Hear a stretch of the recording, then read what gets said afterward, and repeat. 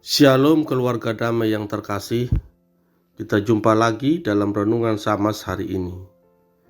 Hari ini saya dapat bagian untuk sharing tentang bagaimana kita menghadapi tantangan zaman. Sebelum kita mulai, mari kita berdoa. Bapa di surga, Bapa yang tak pernah meninggalkan kami dalam keadaan apapun. Terima kasih atas berkat-Mu sampai hari ini, sehingga kami dalam keadaan yang baik dan dapat mendengarkan firman-Mu. Karena itu berkatilah waktu perenungan kami dan mampukan kami menjadi pelaku akan firman-Mu. Dalam nama Tuhan Yesus kami berdoa. Amin. Keluarga damai yang terkasih, seorang ayah dan anaknya berjalan kaki bersama di sebuah gunung. Tiba-tiba si anak terantuk dan jatuh. Karena sakit, ia berteriak, "Ah!" Ia heran karena ia mendengar bunyi yang sama. "Ah!" Lalu ia bertanya, "Siapa kau?" Kemudian ia mendengar bunyi yang sama lagi, "Siapa kau?" Karena marah, ia berteriak, "Pengecut!" Ia kembali menerima jawaban, "Pengecut." Ia melihat kepada ayahnya. Lalu ayahnya mengatakan, "Anakku, perhatikanlah." Kemudian si ayah berteriak, "Aku mengagumi engkau." Dan suara tersebut menjawab, "Aku mengagumi engkau." Sekali lagi si ayah berteriak, "Kau hebat." Dan suara tersebut menjawab, "Kau hebat." Si anak terkejut, tetapi ia tidak mengerti.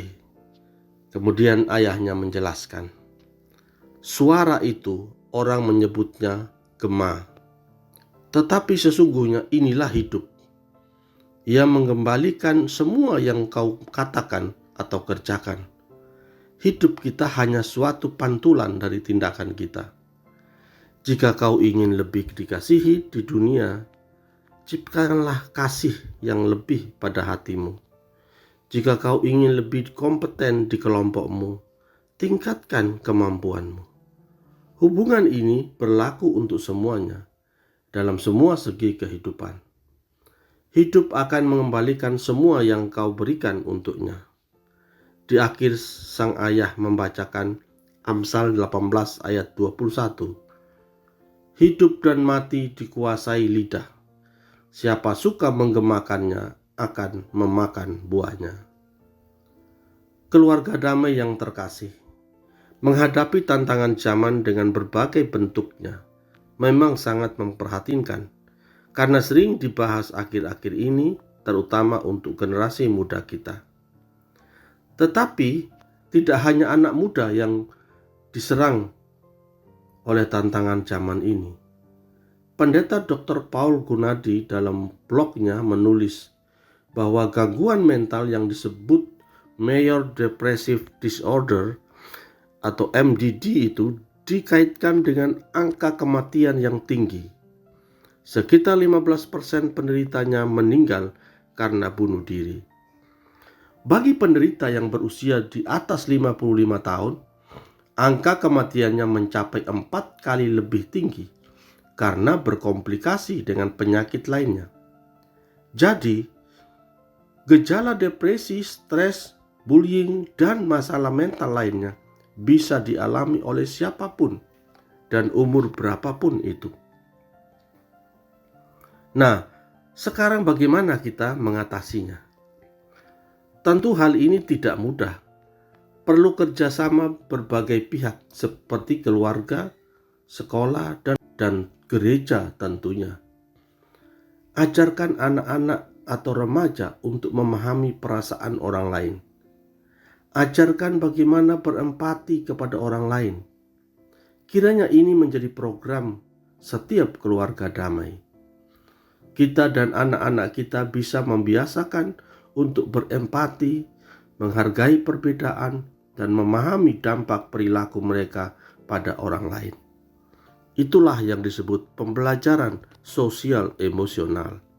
Keluarga damai yang terkasih, Efesus 4 ayat 29 berbunyi, "Janganlah ada perkataan kotor keluar dari mulutmu, tetapi pakailah perkataan yang baik untuk membangun di mana perlu, supaya mereka yang mendengarnya beroleh kasih karunia." Ada satu kata yang menarik dari ayat ini, yaitu perkataan kotor.